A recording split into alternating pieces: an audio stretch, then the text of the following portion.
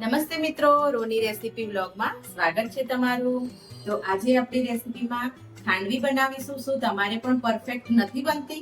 તો ચલો આ રીતથી બનાવશો તો પહેલી વાર પણ બનાવશો તો પરફેક્ટ જ બનશે। તો મસ્ત મજાની ખાંડવીને આપણે ઘરે તૈયાર કરીશું થોડીક જ વારમાં, થોડીક જ મિનિટમાં, અને એક જ વાટકી બેસનમાંથી આટલી બધી ખાંડવી બનીને તૈયાર થશે। જો મિત્રો ચેનલ પર નવા હોય તો ચેનલને સબસ્ક્રાઇબ કરી દેજો અને તમારા ફેમિલી મિત્રો અને ફ્રેન્ડ સર્કલ સાથે શેર કરજો। તો અહીં આપણે ગુજરાતી ખાંડવી બનાવવા માટે ચણાનો લોટ લઈ લીધો છે, જે રેગ્યુલર વાળો આવે છે એ ચણાનો લોટ છે, એકદમ ઝીણો। તો ચણાનો લોટ જેટલી વાડકીથી આપણે લઈએ તે જ માપ પરફેક્ટ રાખવાનું છે। જે વાડકીથી આપણે જે માપ લીધું હોય તો એ જ માપ આપણે પરફેક્ટ રાખવાનું છે। તો જે વાટકીથી મેં ચણાનો લોટ લીધો હતો એનાથી મેં થોડી એ જ વાટકીથી મેં છાશ લીધી છે। તો છાશને હું પહેલા ધીમે ધીમે આ રીતે જે ગાંઠો પડી જાય છે ચણાના લોટમાં એ ના પડે એના માટે આપણે છાશને ધીમે ધીમે અંદર એડ કરીશું, કે જેથી કરીને જે ગાંઠો છે એ ઓછી પડે, આપણે જલ્દી લોટ પેલો એ થઈ જાય। તો આ રીતે આપણે પહેલા થોડો થોડો કરીને જ છાશને એડ કરીશું, પછી થોડી આખી વાડકી જે આપણે લીધી હતી છાશ એ આપણે એડ કરી દઈશું અને આ રીતે થોડી વાર એવું ફેટી લઈશું। તો ખાંડવી પરફેક્ટ બનાવવી હોય તો આ રીતે એનું માપ જરૂરી છે। તો જો અહીંયા આપણે ગાંઠ એક દેખાતી નથી, તો મેં એક વાટકી ચણાના લોટલા સામે એક વાટકી છાશ લીધી છે, જેથી આપણે ખટ્ટો મીઠો ટેસ્ટ આવે। અને તે જ વાટકીથી આપણે પાણી લઈ લઈશું। તો આપણે તે જ વાટકીથી પાણી લીધું છે, તો એ પાણી આપણે 2 વાટકી લેવાનું છે। તો આપણે એ 2 વાટકીથી આપણે 2 વાટકી જેટલું પાણી લઈ લેશું અને આ રીતે મસ્ત રીતે ફેટી લેશું। બધા પાણીને આપણે મિક્સ કરી લઈશું। અહીંયા મેં બીજી વાટકી પણ પાણી લઈ લીધું છે। આ પાણી મેં મિક્સરમાં થોડું મરચું લીલું દળ્યું હતું એનું છે, તો આપણે થોડો તીખો ટેસ્ટ પણ લાવવાનો છે। તો અહીંયા હું આ લીલું મરચું જે ઝીણું તીખું આવે છે એ મેં લઈ લીધું છે, તો એને એડ કર્યું છે મિક્સરમાં એકદમ ઝીણું ક્રશ કરીને। તો અહીંયા આ બધી જ વસ્તુને આપણે મિક્સ કરી દેવાની છે બરાબર, એકદમ ગાંઠ ના રહે ત્યાં સુધી। તો આપણું છે ને માપ પરફેક્ટ। તો આ 3 વાટકી જેટલું મેં 1 વાટકી છાશ અને 2 વાટકી પાણી લીધું છે અને 1 વાટકી આપણે લોટ લીધો છે। તો આ એનું ખાંડવીનું પરફેક્ટ માપ છે। તો અહીંયા આપણે એક ચપટી જેટલી હળદર એડ કરીશું, જેથી કરીને સરસ એવો યલો કલર આવે છે। તો અહીંયા આપણે થોડી ખાંડનો ઉપયોગ પણ કરીશું, ખટ્ટો મીઠો ટેસ્ટ લાવવાનો છે એટલે। તો ખાંડને પણ આ રીતે અંદર મિક્સ કરી લઈશું અને મીઠું છે એ આપણે સ્વાદ પ્રમાણે એડ કરી દઈશું। તો હવે મેં જે વાસણમાં આપણે બનાવવાનું છે એ જ વાસણમાં આ બધી જ વસ્તુને મિક્સ કરી લીધી છે, જેથી કરીને આપણા બધા વાસણ બગડે નહીં। અને આ રીતે હવે આપણે ડાયરેક્ટ ગેસ પર જ ચડાવી દઈશું અને ધીમા ગેસે આપણે સતત હલાવતા રહીશું। નહીં તો નહીં હલાવીએ તો ચણાનો લોટ હોય એટલે જલ્દી ગાંઠો પડવા લાગે છે।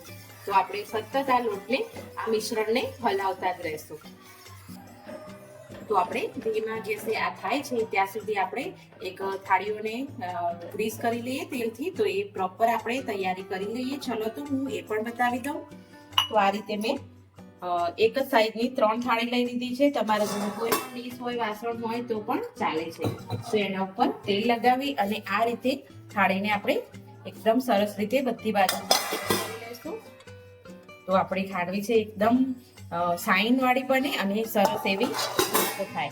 તો મેં 3 થાળીને પહેલા જ આ તૈયારી કરીને મૂકી દેવી, તો થઈ જાય એવું ગરમ ગરમ આપણે વાર ના લઈએ।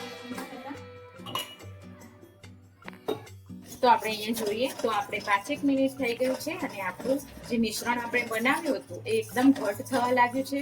તો આપણે સતત આ રીતે હલાવતા રહેવું। તો તમને એમ થશે કે થઈ જાય ખાંડવી, તો આપણને પ્રોપર ખીરું કેવી રીતે થઈ જાય છે, તો હું તમને એ પણ બતાવું છું કે કેવી રીતે થાય છે। તો હજી આપણે સતત આ રીતે હલાવતા જ રહેવાનું છે। તો અહીંયા આપણે જોઈ શકાય છે કે આપણે જો તાવેતાની મદદથી આમ ખીરુંને કરીએ છીએ તો એકદમ આપણું વાસણ પણ છોડી દેશે। તો આ સ્ટેપ ઉપર આપણું હવે બેટર એનું તૈયાર થઈ ગયું છે ખાંડવી માટેનું। તો આપણે હવે ગેસને બંધ કરી દઈશું। એક થોડી વાર આપણે હલાવીશું, જ્યાં સુધી વાસણ ગરમ હોય ત્યાં સુધી હલાવતા રહીશું। પછી આપણે હવે ગેસ બંધ કરી અને વાસણમાં હલાવતા જ રહીશું, જેથી કરીને નીચે વાસણને ચોટી પણ ના જાય। અને જુઓ પરફેક્ટ બેટર છે આનું। તો એ હું તમને બતાવી દઉં, ચલો।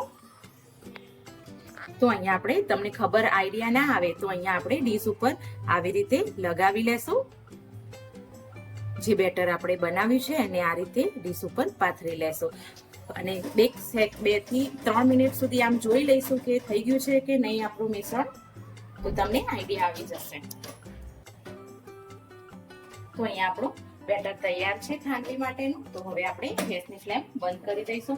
અને હા મિત્રો, આ બધી પ્રોસેસ આપણે ધીમા ગેસ ઉપર જ કરીશું, કંઈ નહીં તો ચણાનો લોટ છે તરત જ જાડો થવા માંડે છે, ઘટ થવા માંડે છે. તો આપણે આ પ્રોસેસને ધીમા ગેસ પર જ બધી પ્રોસેસને કરવાની છે.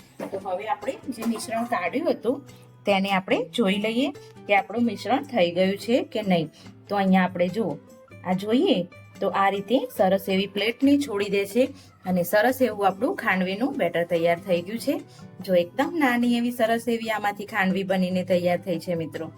તો આપણે આ રીતનું બેટર તૈયાર કરવાનું છે.